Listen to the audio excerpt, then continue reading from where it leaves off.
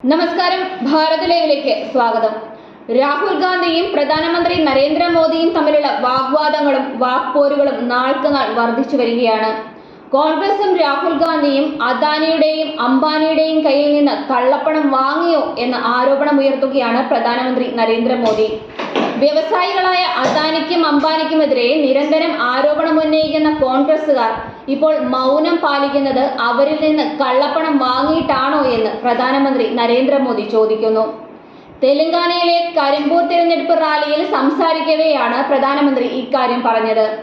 കോൺഗ്രസിന്റെ രാജകുമാരൻ രാഹുൽ ഗാന്ധി വർഷങ്ങളായി സംസാരിച്ചുകൊണ്ടിരുന്നത് 5 വ്യവസായികളെ കുറിച്ചായിരുന്നു. പിന്നീട് അത് ചുരുങ്ങി അദാനിയെക്കുറിച്ചും അംബാനിയെക്കുറിച്ചും മാത്രമായി. ലോക്സഭാ തെരഞ്ഞെടുപ്പ് പ്രഖ്യാപിച്ചത് മുതൽ ആ സംസാരവും നിർത്തി. ആ പേരുകളെ കുറിച്ചും പറയുന്നില്ല. അവർ തിരഞ്ഞെടുപ്പ് ഫണ്ടിലേക്ക് ലോഡ് കണക്കിന് കറൻസി ടെമ്പോയിൽ കൊണ്ടുവന്നോ, എത്ര കറൻസി കൊണ്ടുവന്ന് രാജകുമാരനും കോൺഗ്രസും വെളിപ്പെടുത്തണം.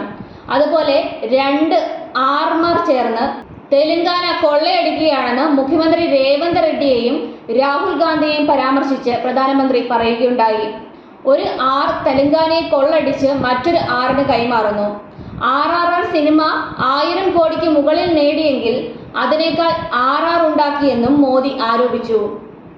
എന്നാൽ ഈ വിഷയത്തിൽ രാഹുൽ ഗാന്ധിയുടെ പ്രതികരണം ഇപ്രകാരമായിരുന്നു.